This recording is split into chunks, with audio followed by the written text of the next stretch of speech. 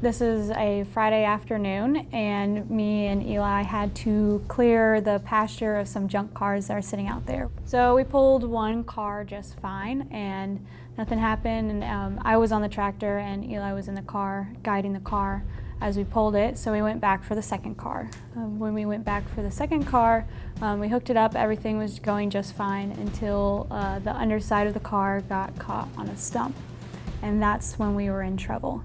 It's an older tractor and it doesn't have an anti-roll bar. And that's when the tractor decided to start rearing up. She started to stand up some, and I yelled at her to jump off, and she couldn't hear me because of her ear protection.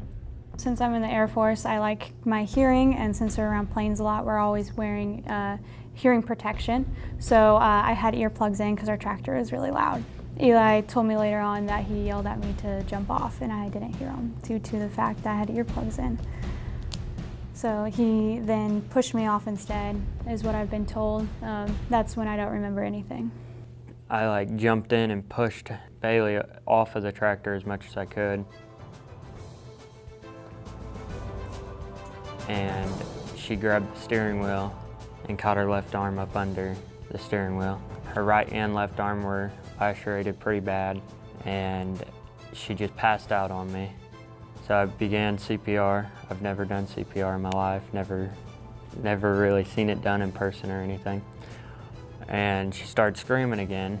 She had blood coming up out of her throat real bad, and I started pulling blood out of her throat because she was choking on it, and she was slamming her head up against the side of the tractor trying to get her left arm out, and her face just turned completely purple. And I happened to get this part of her chest out from underneath the tractor steering wheel.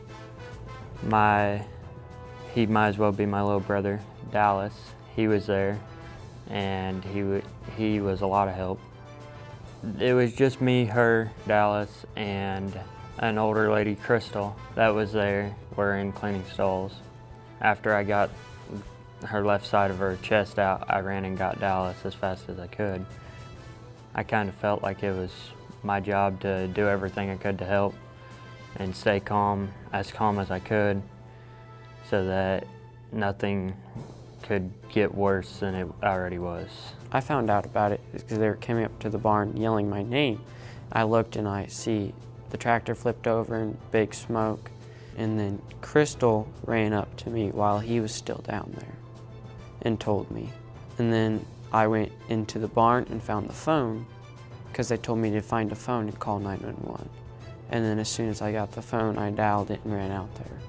And then afterwards, I was down there and I had the police on the phone, and then I would help try to push the tractor out, and then I helped hold her head up, and I helped try to pull her out. Took 10 men to get her arm actually out from underneath the tractor, and a 40-foot extension ladder and wooden blocks, and they pried the tractor up off of her. Yeah, it was pretty crazy. I got 4 fractured vertebrae in my thoracic. I also fractured my right shoulder blade and tore a lot of ligaments in my left shoulder. I dislocated my left kneecap, and I broke 3 ribs on my left side and fractured multiple ribs on my right side. Due to my left arm being pinned underneath the tractor, I lost a lot of muscle.